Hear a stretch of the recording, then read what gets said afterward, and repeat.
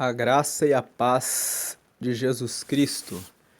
Hoje vamos meditar em Marcos, capítulo 3, versículo 1. E outra vez entrou na sinagoga, e estava ali um homem que tinha uma das mãos mirrada.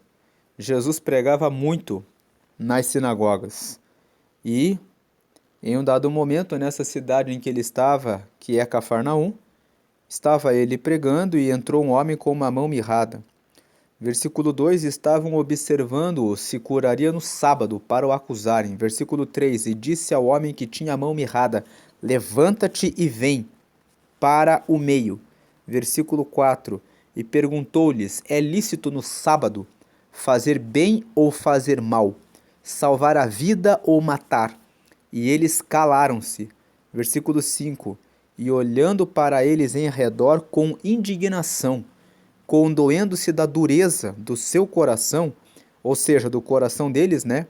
Disse ao homem, estende a mão, e ele a estendeu, e foi-lhe restituída a mão, sã como a outra. Versículo 6, e tendo saído os fariseus, tomaram logo conselho com os herodianos contra ele, procurando ver como o matariam. Versículo 7, e retirou-se Jesus com os seus discípulos para o mar, e seguia-o uma grande multidão da Galiléia e da Judéia. Aqui dos versículos 1 até o versículo 7, nós vemos que Jesus curou um homem que tinha uma mão mirrada. Jesus estava na sinagoga, disse para aquele homem, levante-se, homem, coloque-se aqui no meio. E depois Jesus olhou para todos e disse, podemos fazer o bem ou o mal no sábado? Podemos salvar a vida ou matar? Todos ficaram quietos. E então Jesus ficou indignado. Por que Jesus ficou indignado? Porque Jesus percebeu a intenção das pessoas de que, buscando condená-lo por ele querer fazer o bem, Jesus ficou com indignação daquela circunstância. Esse Jesus que ficou indignado é o Jesus homem. Nós sabemos que Jesus ele tem a união hipostática. O que significa união hipostática? Significa que ele é 100% homem, né? Ele foi, quando esteve aqui na Terra, 100% homem e 100% Deus. Toda a divindade estava sobre a vida dele para poder curar e operar os milagres que ele operou. Mas a humanidade também estava nele. Então a indignação de Jesus por ver a maldade do ser humano gerou nele a indignação. E ele realizou a cura desse homem. O que nós podemos tirar desses primeiros versículos? Muitas vezes você vai fazer o bem e mesmo fazendo bem, você vai ser perseguido por fazer o bem. Mas Jesus não deixou de fazer o bem. Mesmo sabendo que seria perseguido, que nós vemos que os fariseus se juntaram com os herodianos para formarem um conselho contra ele, ainda assim, ele decidiu fazer o bem. Muitas vezes nós somos colocados em situação em que nós devemos agradar aos outros ou agradar a Deus. Procure sempre agradar a Deus. Agora vem o versículo 7 até o adiante. E retirou-se Jesus com seus discípulos para o mar, e seguia uma grande multidão da Galiléia e da Judéia, versículo 8, e de Jerusalém, e da Idumeia, e da além do Jordão, e de perto de Tiro e de Sidom, uma grande multidão que, ouvindo quão grandes coisas fazia, vinha ter com ele. Versículo 9, e ele disse aos seus discípulos que lhe tivessem sempre pronto um barquinho junto dele, por causa da multidão, para que o não comprimisse. 10, porque tinha curado a muitos, de tal maneira que todos quantos tinham algum mal se arrojavam sobre ele para lhe tocarem.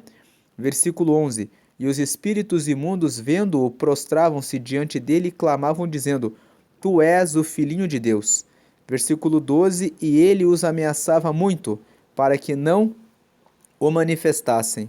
Aqui nos versículos 7, 8, 9 e 10, e 9 e 10, 7 a 10, nós podemos dizer: tenha sempre um barquinho. O barquinho era o lugar para onde Jesus subia, para se lançar ao mar apenas com os mais íntimos. O barquinho, em diminutivo, significa que você precisa ter o seu cantinho, onde você guarda o seu coração de tantos ataques e de tantas coisas ruins sobre a sua vida. Você precisa ter o seu próprio cantinho, o seu espaço, onde você se socorre na sua comunhão com Deus. Pode ser que esse barquinho seja um canto de oração no seu quarto.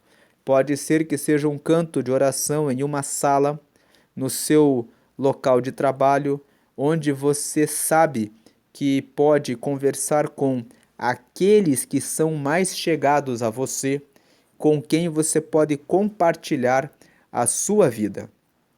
Tenha um barquinho para que você possa conversar, para que você possa descansar, para que você possa manter a comunhão com Deus, com pessoas que estão no mesmo projeto que você. Versículo 11: E os espíritos imundos, vendo-os, prostravam-se diante dele e clamavam, dizendo: Tu és o Filho de Deus. E ele os ameaçava muito para que não o manifestassem. Então, versículo 13: E subiu ao monte e chamou para si os que ele quis, e vieram a ele. Nós vemos aqui que muitas vezes Jesus mandava os espíritos imundos que não falassem nada a respeito de quem ele era, que ele era o Filho de Deus. Ou seja, quando Jesus entendia que não era para revelar quem ele era, ele mandava os demônios que ficassem quietos. E ele mandou chamar para si os que ele quis e vieram a ele. Então podemos dizer aqui que Jesus está resguardando o seu espaço, resguardando o seu caminho, né? Então tem horas que você tem que dizer: olha, parem de me chamar para fazer esse ou aquele trabalho, porque tem momentos em que você precisa ficar a sós com Deus. Tem aquele momento em que você não pode ficar exposto à multidão. Aquele momento em que você precisa estar reservado e quieto com Deus.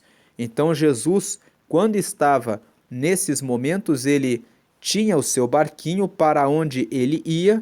Quando os espíritos imundos queriam se manifestar dizendo: Você é o Filho de Deus, Jesus dizia: Fiquem quietos, porque não era o momento dele falar e expressar a glória de Deus em certos lugares, em certas ocasiões. Assim também, tudo na vida tem o seu tempo. Muitas vezes você quer pregar a respeito de Jesus para alguém, muitas vezes você quer manifestar a glória de Deus na sua vida em um lugar, mas não é momento de você revelar, falar para aquelas pessoas a respeito de Jesus. É preciso ter o discernimento para saber o momento de falar. De um lado, deve prevalecer sempre a disponibilidade para anunciar o reino de Deus. De outro lado, deve-se ter o dom do discernimento para saber: é o momento de falar agora, Deus, ou não? Então é preciso ter as duas coisas ao mesmo tempo. De um lado, a disposição para anunciar o reino de Deus deve ser sempre presente. De outro lado, o momento de falar deve ser um momento adequado. Busque de Deus o discernimento para falar no tempo certo.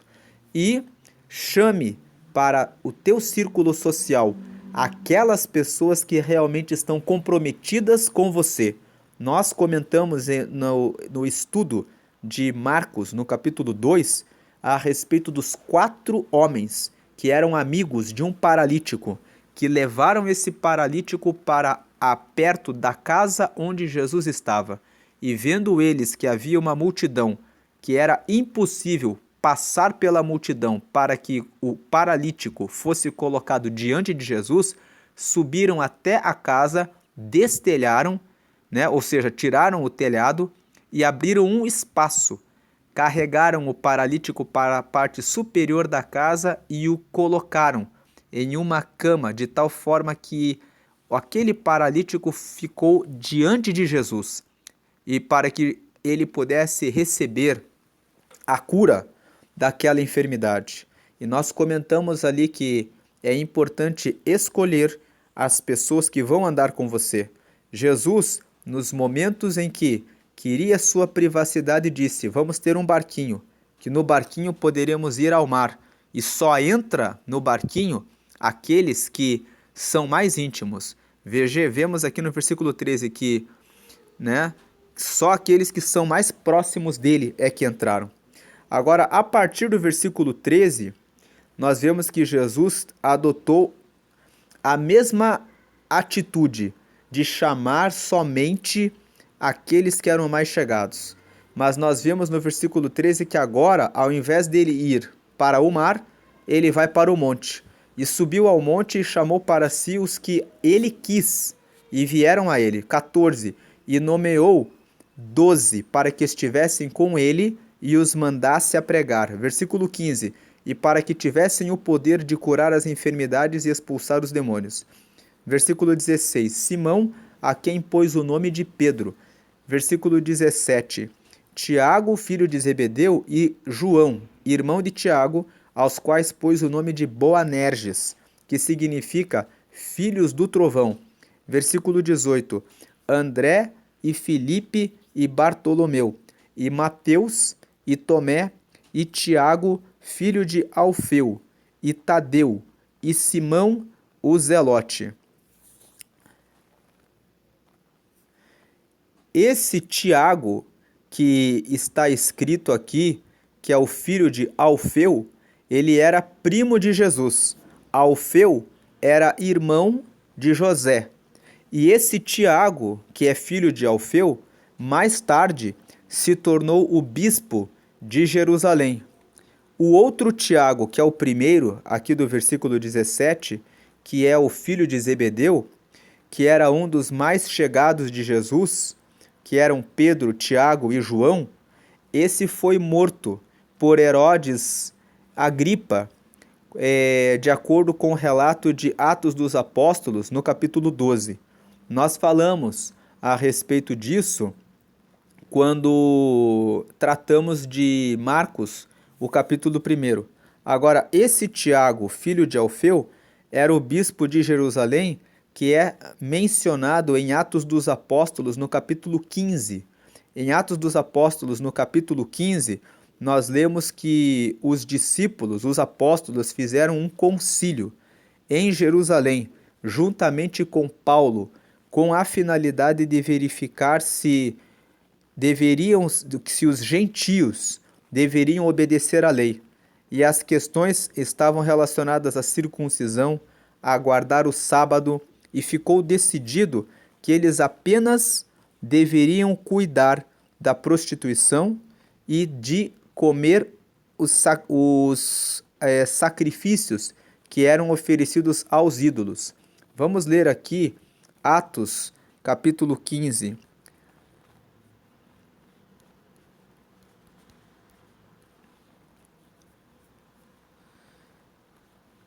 Então está aqui, ó, tendo tido Paulo e Barnabé não pequena discussão e contenda contra eles, resolveu-se que Paulo, Barnabé e alguns dentre eles subissem a Jerusalém aos apóstolos e aos anciãos sobre aquela questão. A questão era a circuncisão, ó. Então alguns que tinham descido da Judéia ensinavam assim os irmãos: se vos não circuncidardes, conforme o uso de Moisés, não podeis salvar-vos. Então algumas pessoas estavam dizendo: é necessário que os gentios, ou seja, os não-judeus, se circuncidem conforme a lei de Moisés para que possam ter a salvação. Então Paulo e Barnabé resolveram ir até Jerusalém para resolver essa questão. E eles, sendo acompanhados pela igreja, passaram pela Fenícia e por Samaria, contando a conversão dos gentios, e davam grande alegria a todos os irmãos. Quando chegaram a Jerusalém, foram recebidos pela igreja e pelos apóstolos e anciãos, que lhes anunciaram quão grandes coisas Deus tinha feito com eles. Versículo 5: Alguns, porém, da seita dos fariseus, que tinham crido, se levantaram, dizendo que era mister circuncidá-los e mandar-lhes que guardassem a lei de Moisés. Então nós vemos aqui que alguns fariseus que tinham se convertido ao cristianismo diziam: orientem os gentios para que se circuncidem, para que guardem a lei de Moisés. Versículo 6: Congregaram-se, pois, os apóstolos e os anciãos para considerar este assunto. Versículo 7: E havendo grande contenda, levantou-se Pedro e disse-lhes: Varões e irmãos, bem sabeis que já há muito tempo Deus me elegeu dentre vós, para que os gentios ouvissem da minha boca a palavra do evangelho e crescem. Versículo 8. Aqui, nesse versículo 7, Pedro está se referindo à família de Cornélio. Ele, de acordo com o relato de Atos dos Apóstolos, no capítulo 10, recebeu uma visão em que ele viu um vaso descendo do céu e um lençol que se abria e mostrava vários animais. E Pedro disse, e ele ouviu uma voz dizendo, levanta, mata e come. E ele, vendo os animais, disse, eu não, não, Senhor, porque eu não como nada imundo. E o Espírito disse para ele, não considere imundo aquilo que Deus purificou. E ele teve essa visão por 3 vezes. Isso que eu estou falando está registrado em Atos dos Apóstolos, no capítulo 10. E logo que ele teve a visão pela 3ª vez, o Espírito Santo disse para ele assim, estão aí fora alguns homens, vá com eles e faça o que eu te mandar. Então Pedro foi juntamente com eles. Ele estava na cidade de Jope quando isso aconteceu, e eles foram até a cidade de Cesareia. Tanto Jope quanto Cesareia são 2 cidades próximas de Jerusalém. Jope é uma cidade portuária, e eles foram lá na casa de Cornélio. Quando chegaram lá, Deus disse para que ele pregasse o reino para Cornélio. Pedro pregou para a família de Cornélio, para os seus amigos, e, por incrível que aconteça, Deus batizou a família de Cornélio e as pessoas que estavam ali com o Espírito Santo. Detalhe é que Cornélio era gentio, ele era um centurião da corte italiana. Tudo isso que eu estou falando está em Atos dos Apóstolos, no capítulo 10. Então, quando Pedro viu que eles começaram a falar em outras línguas e haviam sido batizados com o Espírito Santo, Pedro mandou que eles fossem batizados em águas, dizendo, nós podemos recusar o batismo em águas para pessoas a quem Deus batizou agora com o Espírito Santo? Então, é o relato que mostra que o batismo com o Espírito Santo pode ser dado a alguém antes mesmo que a pessoa seja batizada em águas. Por causa disso, Pedro, aqui no Concílio de Jerusalém, fala, olha, irmãos, vocês sabem que Deus me escolheu para pregar para os gentios. Na verdade, fazendo uma análise das Escrituras, Deus escolheu Paulo para pregar para os gentios. Pedro ficou, na grande maioria da sua vida, pregando o reino para os judeus. Essa situação dele ter pregado para a família de Cornélio foi uma exceção.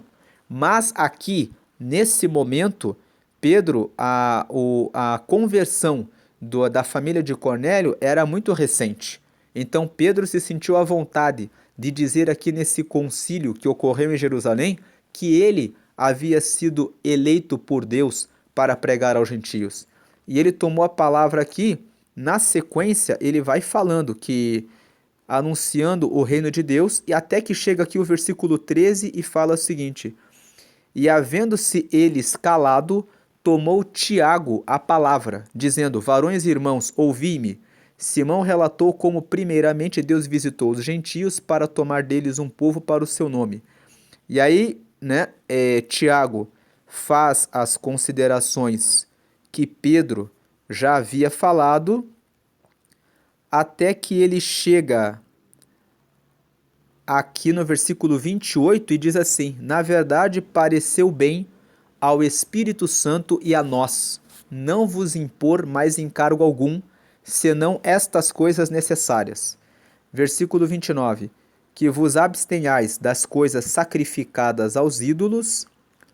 Versículo 29, né? E do sangue e da carne sufocada e da fornicação. Destas coisas fareis bem, se vos guardardes, bem vos vá.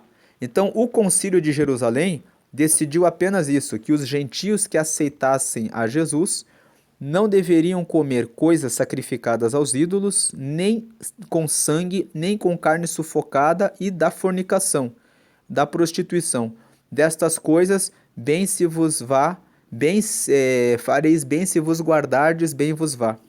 E aí, tendo-se eles despedido, partiram para Antioquia e, ajuntando a multidão, entregaram a carta. Então, esse texto de Atos dos Apóstolos, no capítulo 15, mostra que Tiago, ele era o bispo de Jerusalém.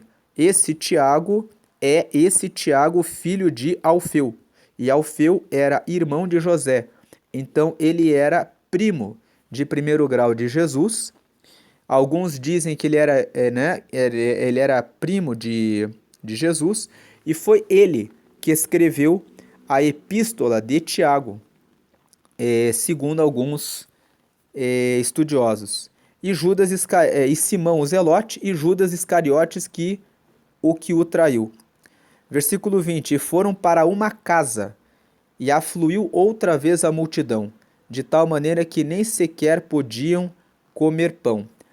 O detalhe aqui do versículo 20 fala que ele foi para um monte, reuniu os 12 discípulos para que andassem juntamente com ele e foram para uma casa. Essa casa, ou seja, eles ficavam juntos em uma casa. Versículo 21. E quando os seus parentes ouviram isso, versículo 21, saíram para o prender, porque diziam: está fora de si. Então, prosseguindo aqui no vídeo, no versículo 20, né?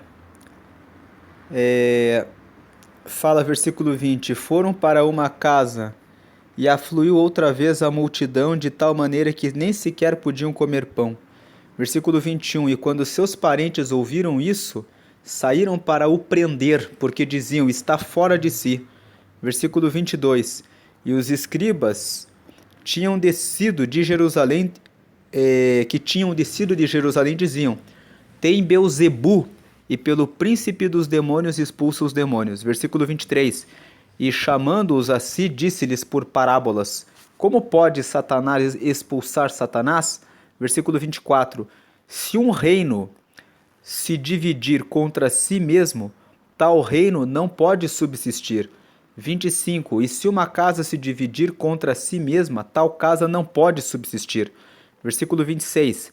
Se Satanás se levantar contra si mesmo e for dividido, não pode subsistir, antes tem fim. Versículo 27. Ninguém pode roubar os bens do valente, entrando-lhe em sua casa, se primeiro não manietar o valente, e então roubará a sua casa.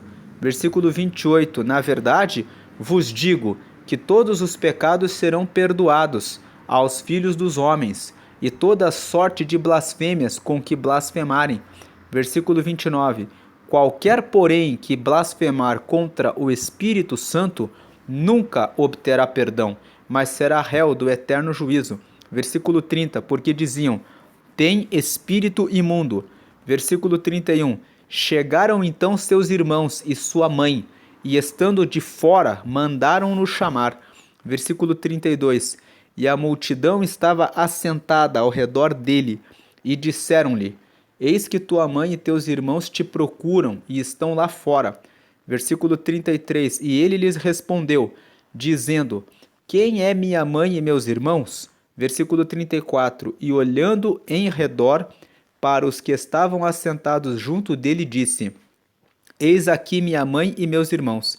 Versículo 35. Porquanto qualquer que fizer a vontade de Deus, esse é meu irmão e minha irmã e minha mãe. Então, esses últimos versículos falam a respeito da, da,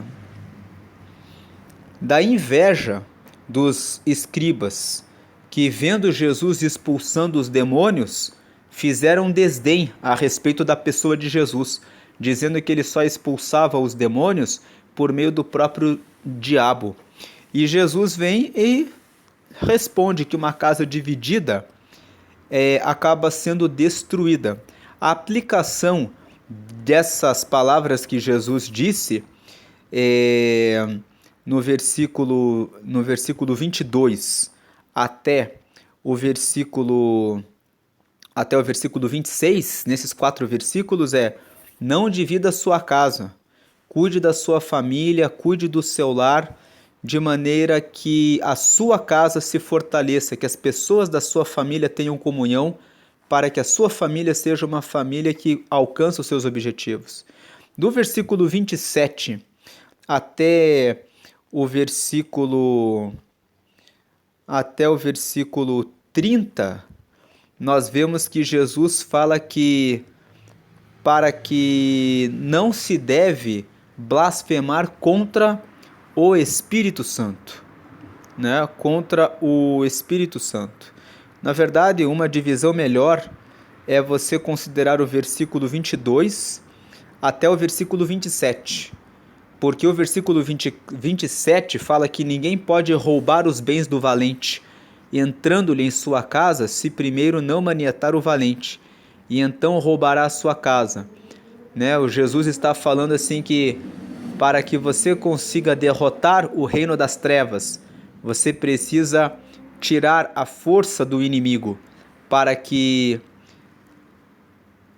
aliás, é o contrário, que o inimigo, para poder destruir a vida de uma pessoa, ele procura primeiro afastar a pessoa de Deus.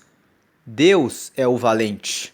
Ele tem o poder de destruir todo o poder das trevas. Então Satanás ele procura primeiramente tirar a pessoa de perto do valente. Porque assim, quando a pessoa não tem mais a comunhão com Deus, o inimigo pode entrar na vida da pessoa e roubar a sua casa. Esse valente também pode ser interpretado como aquela pessoa que dentro de uma família é a pessoa que mantém a comunhão com Deus. Então muitas vezes você é a pessoa que ora pela sua casa e o inimigo luta contra a sua vida para que você seja derrotado espiritualmente. Porque quando você perder a sua força, então a sua família poderá ser totalmente saqueada, destruída. Se você é a pessoa, é esse valente que tem lutado, permanecido diante da presença do Senhor, continue firme guerreando pela sua casa e pela sua família, porque é de você que depende a salvação das pessoas. Se você está começando a ficar mais fraco, faça um círculo de amigos com a sua igreja que possam orar juntamente com você. Ore pelos propósitos delas, ajudando a elas, e peça que elas também orem juntamente com você, pedindo pela sua família. Porque fogo com fogo, quando vai se juntando, forma uma fogueira. Então é assim que você vai conseguir derrotar o inimigo, juntando-se com outras pessoas para orarem juntos. Aí do versículo 28 até o versículo 30, nós vemos a questão da blasfêmia em relação ao Espírito Santo. Blasfemar contra o Espírito Santo é desrespeitar a manifestação do poder do Espírito Santo. Então, aqui, o que os escribas fizeram era dizer que a manifestação do Espírito Santo na vida de Jesus era uma manifestação de Satanás.